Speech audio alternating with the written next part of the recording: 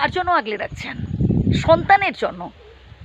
আজ আপনি টাকা পয়সা বাড়ি গাড়ি বিষয় আশয় আগলে রাখছেন আপনার সন্তানের জন্য। আমার সন্তান ভোগ করবে। আরে ভাই, সন্তানকে সুশিক্ষা দিন শৈশব অবস্থা থেকেই। কোন কাজটা করা উচিত আর কোন কাজটা করা উচিত নয়, এই শিক্ষা দিন। যদি চোখের সামনে দেখতে পান যে আপনার সন্তান ভুল কিছু করেছে বা বলেছে, প্লিজ তাকে বোঝান, প্রয়োজনে শাসন করুন। আজ আপনি তার এই ছোট ছোট ভুলগুলোকে ধামাচাপা দিয়ে রাখছেন, আগলে রাখছেন আপনার সন্তানকে, যাতে লোকের চোখে সেই ভুলগুলো ধরা না পড়ে। আপনি বুঝতে পারছেন, আপনি দেখতে পাচ্ছেন, জানতে পারছেন যে আপনার সন্তান ভুল কাজ করছে, অন্যায় করেছে, তাও আপনি চুপচাপ আছেন। আরও আপনার সন্তানের ফরে কথা বলছেন, আমার ছেলেই ভুল করতেই পারে না। ভাই, একটা নির্দিষ্ট বয়স পেরিয়ে যাওয়ার পর আপনার সন্তানের কার্যকলাপ কিন্তু আপনি চোখের সামনে দেখতে পাবেন না। কারণ আপনি তো আর সবসময় আপনার সন্তানের সামনে নেই, বা আপনার চোখের সামনেই যে সন্তান ঘোরাঘুরি করছে তা কিন্তু নয়।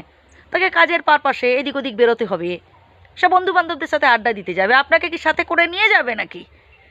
তাই আপনার সন্তান ঘরের বাইরে কি করছে সেটাকে জানার চেষ্টা করুন, বোঝার চেষ্টা করুন।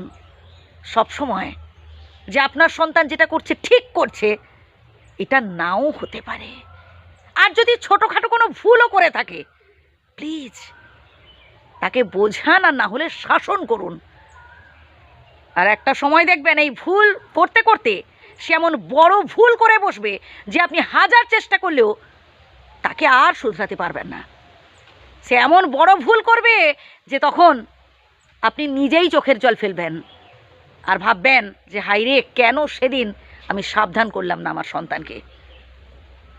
আমি অনেক পিতামাতাকে দেখেছি, সন্তান একটা পোশাক চাইলে তাকে 10টা পোশাক কিনে দিচ্ছেন, সন্তান একটা কলম চাইলে তাকে 10টা 20টা কলম কিনে দিচ্ছেন।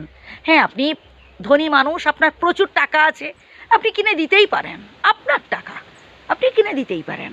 কিন্তু সেই সাথে সাথে না, সন্তানকে বোঝান যে বাবা, তুমি তোমার জন্য 2-3টা পোশাক রাখো, বাকি পোশাকগুলো না গরিব দুস্থ অসহায় বাচ্চাদের মধ্যে বিলিয়ে দিও। তাহলেই দেখবেন আপনার সন্তান পরবর্তীকালে মানুষের মতো মানুষ হয়ে উঠবে।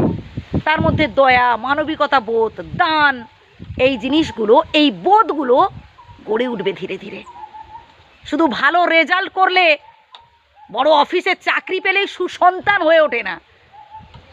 আমি এমন অনেক বাবা মাকে দেখেছি বৃদ্ধ বয়সে পথে পথে ভিক্ষে করে খাচ্ছে। সন্তান ভালো চাকরি বাকরি করে, ভালো স্কুলে পড়েছে, তা সত্ত্বেও শেষ বয়সে বাবা মায়ের করুণ পরিস্থিতি। তাই প্লিজ, যে কথাগুলো বলতে চাইছি, প্রয়োজনে প্রথম থেকে শুনুন, উপকৃত হবেন, ভালো থাকবেন।